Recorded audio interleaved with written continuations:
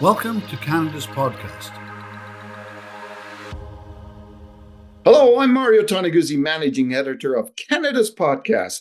Joining me today on Calgary's podcast is James Soyka, who is founder of Yard Dogs Lawn Care. Thanks for joining us today, James.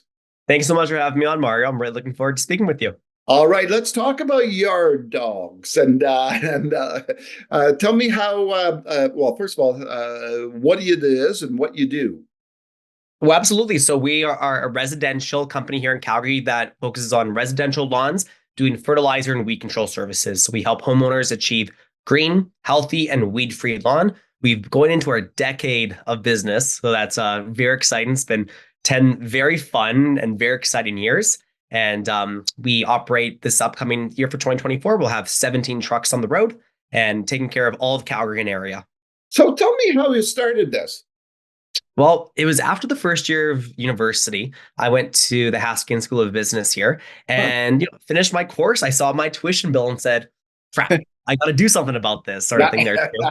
I got invited to this meeting. It was a lawn care meeting where they would give you a machine called an aerator. That's the machine that plugs those holes in the ground and leaves the cores there. And I remember they'd give you the machine and you'd go door to door with it and you'd make a 30% commission on the jobs that you would do.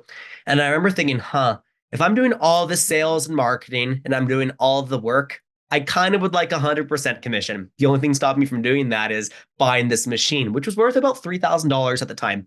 Whoa, wow. I didn't have $3,000, but I had my buddy named Liam, who I'd known since kindergarten. I gave him a call and I said, man, let's buy this machine. There's a thing called an aerator.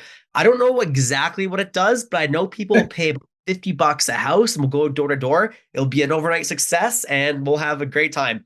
And he said, yeah, man, I'm in. So we borrowed money from our siblings. We bought this machine and we went door to door and we were so bad. We were so bad at sales and how to learn how to sell things. Like we were studying every second word. We had never really used the machine before, but we were very honest about that. And we were willing to be really bad at the start, Mario, to get a little bit better. Yeah. And people really loved that we brought a lot of professionalism to the lawn care industry. We showed up when we said we were going to. We charged them what we said we were going to. We weren't swearing every third word. We were dressed professionally. And people really liked that. And they started to ask us, do you do this kind of a service? Do you do power raking? Do you do mowing? And when somebody's offering you money, when you just first start off, you say, yes, I do. And then they'll say, so the first time that happened, someone asked, you do power raking? I'm like, yes. And he asked how much? I'm like, $130. When can you do it? Tomorrow at 10 a.m. Sounds good. See you then. And then I'd go home on YouTube. What is power raking? Oh, it's this machine that rakes the lawn very fast. Oh, but they're $4,000. But there's one on Kijiji for $2,000 in Medicine Hat. Let's call him. But it's 11 o'clock at night. Just call him anyways. We met this guy in Bassano. We picked up the machine, brought it back to mom and dad's lawn at 1 or 2 a.m.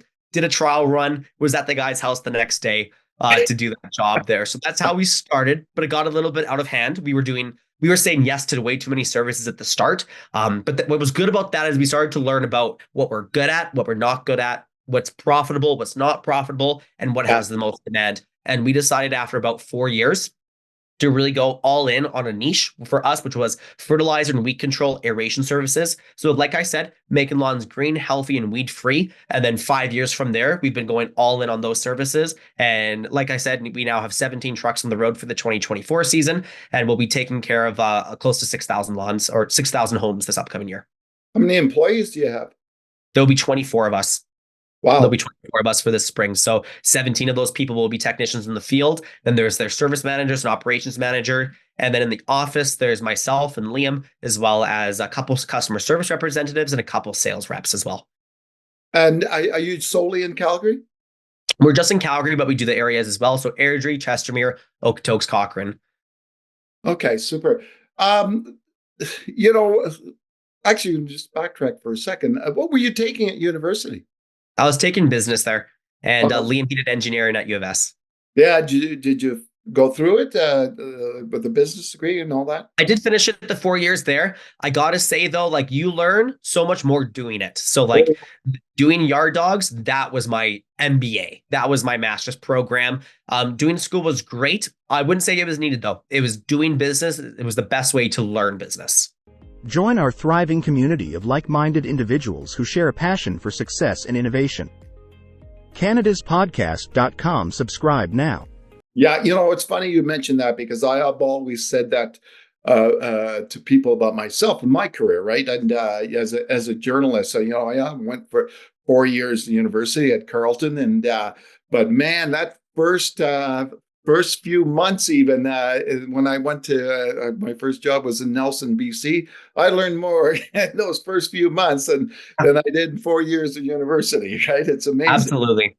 Nothing, Absolutely. nothing like learning it up on the streets, right, so to speak. There's nothing like it. It just it's all so real. It's the real world. And gosh, like we made so many mistakes, but we learned every single time and we just committed to getting a little bit better every day. And that served us so well. Yeah. How important, as from a business standpoint, you mentioned, finding the niche. How important is that to have a niche, to have I guess a clear focus, as opposed to doing this, that, and everything, and maybe not doing each one well, but just doing them, right? You know what I mean? So, like I say, whenever someone starts business, they ever ask me, like, what should I do? I do believe at the very start, it's okay to be a little bit broad because you don't know what you're good at. You don't even know what's out there and you don't even know what's profitable quite yet. So at the start, it's okay to be a little bit open about what you do, but it is crucial, Mario, to niche in on something because you need to learn how to become the best. The world doesn't need another jack of all trades. It needs another person that's a master of their craft so that you can start to build a brand and you can start to be a company that people, whenever they see a dandelion, they're thinking of Yard Dogs. They're not thinking of all the other options out there. And the best companies, think of McDonald's. They're not selling ribs. They're not selling, apple slices and things like that. They're selling cheeseburger, fries, and milkshakes. And they focused on just those things. And they built a model just focusing on there. So if a company is going to make it big, they're going to really start to niche in on things. And then once they get quite large, from there, it's okay to start to add a service base or a service offerings because they have such a large clientele. That's why TELUS now offers home security. It was just Wi-Fi or cellular, then it was Wi-Fi, and then home security. Now there's healthcare. They can do that because they have hundreds of thousands of clients, but they didn't do that from offering it off the start. They just focused on cellular Wi-Fi for such a long time and built an empire doing so. So building your own little empire. Do you find now that like basically you're just running the business? Like, are you out doing the grunt work at all anymore? So I was blessed by God, Mario, with allergies. I'm super allergic to grass. So I only lasted in the field for maybe 5 months. And after doing that, I told Liam, listen, I want to do this, but I can't. I'm up every night coughing and sneezing a lung. Yeah. I'd love to focus on the business things and let's keep this going there. So no, I haven't. I go in the field a couple times a year just to make sure I'm everything's staying relevant and I can learn so many things from there and just see how things are on and in the field there. But no, right now I'm really focusing on the business. I'm trying to grow Canada's largest lawn care company. So that's through Yard Dogs, and then I have the YouTube channel, The Dirt Life, which really focuses on teaching other people how to run a lawn care company. Oh, cool. And my aspiration with that is, one, I enjoy doing it in the off season. It's a great way to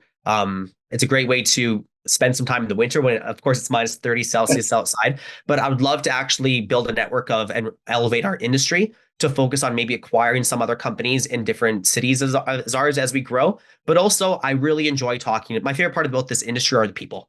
There are such hard workers in what I call the dirt life, the landscape industry. I love networking. I love meeting people like that. And we're trying to build Canada's largest lawn care company. So the sky's the limit there. And I think we're just getting started. So tell me, in this journey of being an entrepreneur, what do you think your biggest challenge was?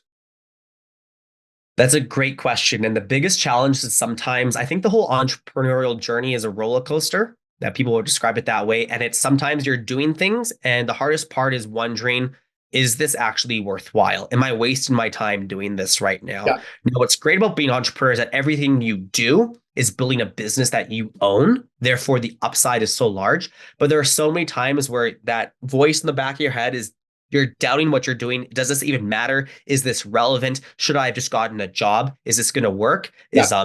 And what gets really tricky, Mario, is that the longer people wait to get into business, the larger that voice gets. So when someone asks me, I'm thinking about starting a business, what's the number one piece of advice you can give me? Well, one piece of advice is hard, but I always say start as early as you possibly can, because over time, you have more to lose. We were 19 when we started. So we had nothing to lose. If it didn't work out, whatever. But like, once you start to you get married, you have children. I have 3 great kids right now. I've been married for 5 years, and it'd be a different conversation if you told me to start a business today. You said, James, you need to start a business today.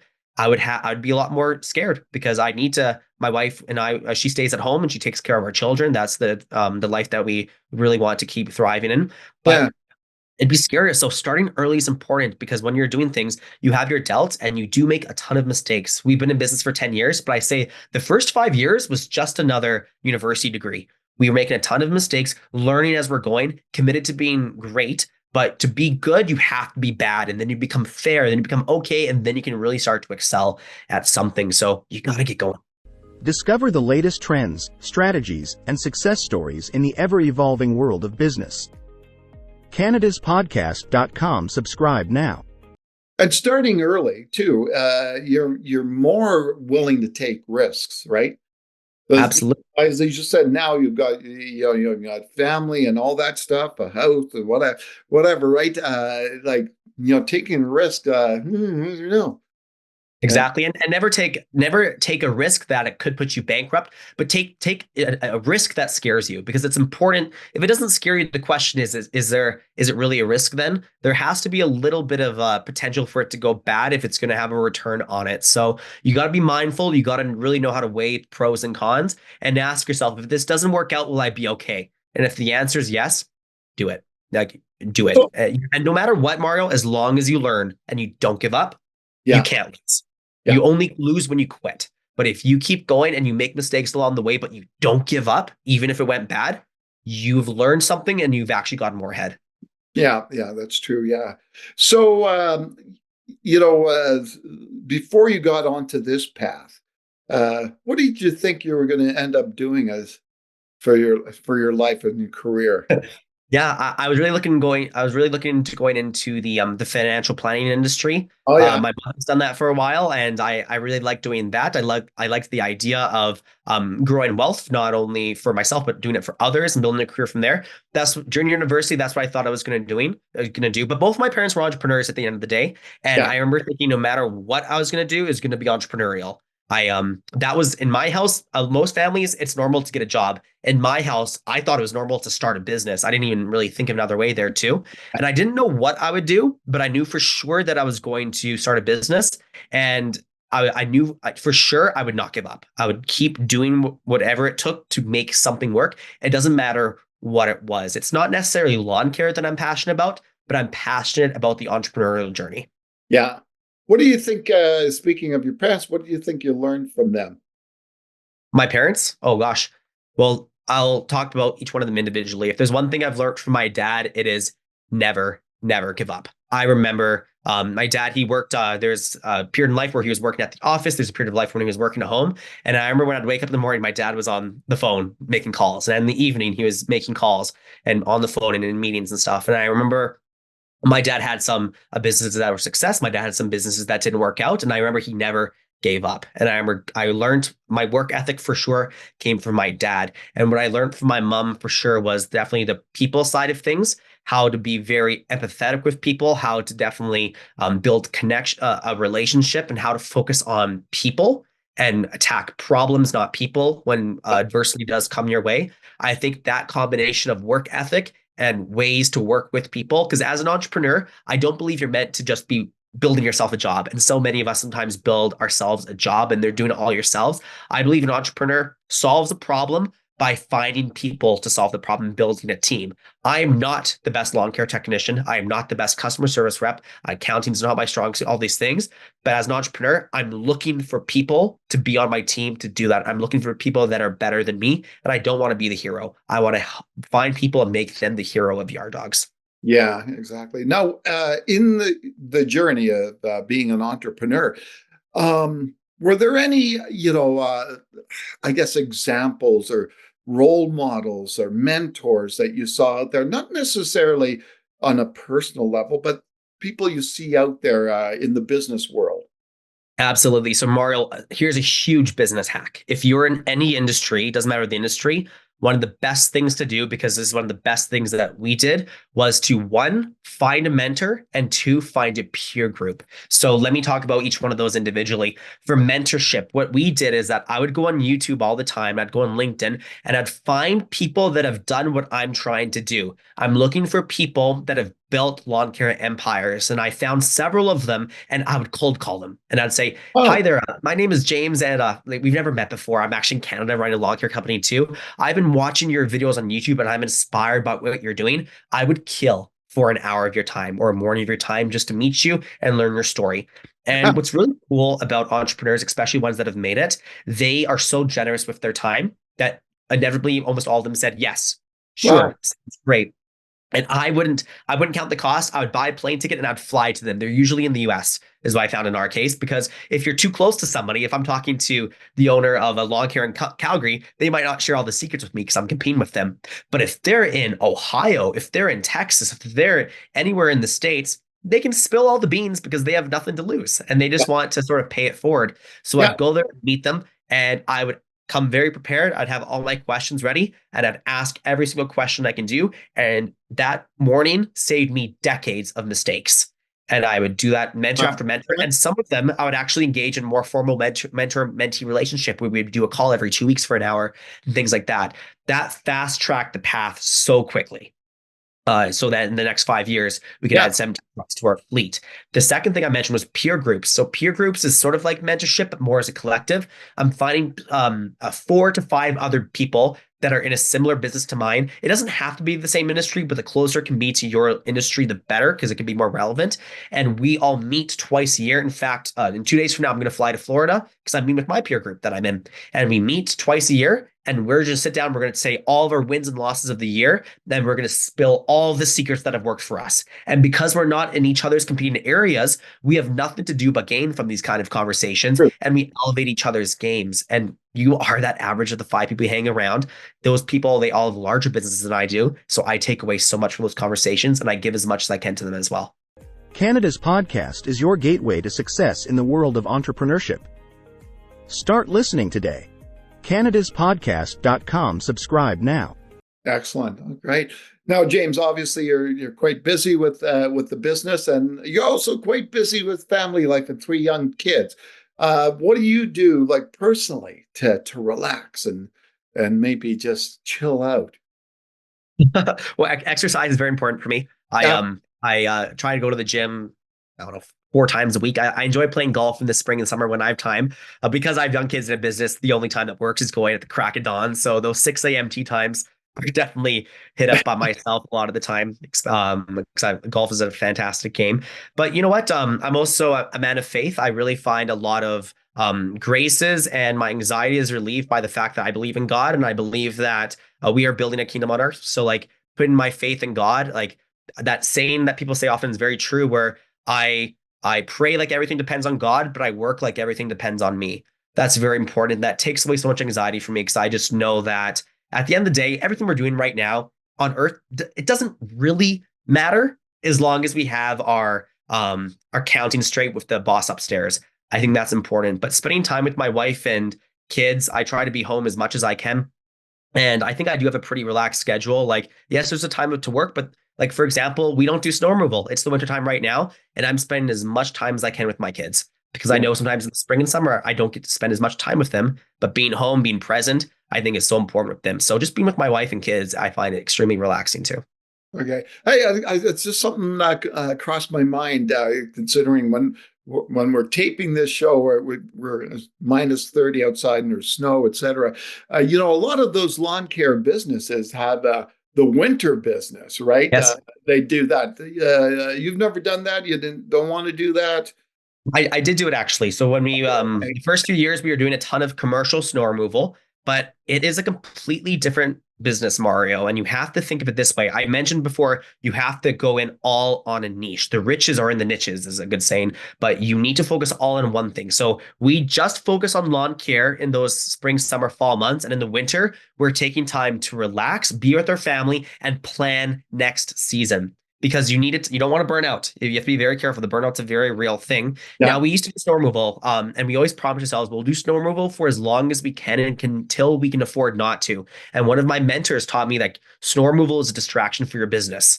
And it was so weird. I'm like, but Jim, like snow removal brought over $300,000 a year to our business and revenue. Like, what do you mean it's distraction? He's like, I bet you if you give up snow and you focus on just making your lawn care services more profitable and how to acquire more clients and stuff, you'll make more than double that in your first year. You focus on that. Wow. And that happened for us. So it was a distraction. So now we can focus on making next year better for lawn care. Let's upgrade our routes. Let's make sure that we have a truck in a community for longer. We have more route density. Let's upgrade the fertilizer program. Let's research the best weed control. Let's increase our safety practices. Let's focus on getting our marketing costs down. All those things are things that have to happen. And by the time spring comes around, it's too late to make those decisions. Yeah. So those things have to happen now. And like I said before, now is a great time to spend a lot of time with your family and make sure that, the reason why you're working so hard building business is probably for them. It'd be a shame if you never saw your family. Yeah, that's true. Well, thanks very much, James, for joining us today. Oh, it was my pleasure. I can't believe it's already been as long as it has. It felt like it's been 3 minutes. Wonderful. Okay, that was James Soika, who is founder of Yard Dogs Lawn Care in Calgary. I'm Mario Toneguzzi, managing editor of Canada's Podcast. Thanks for joining us today.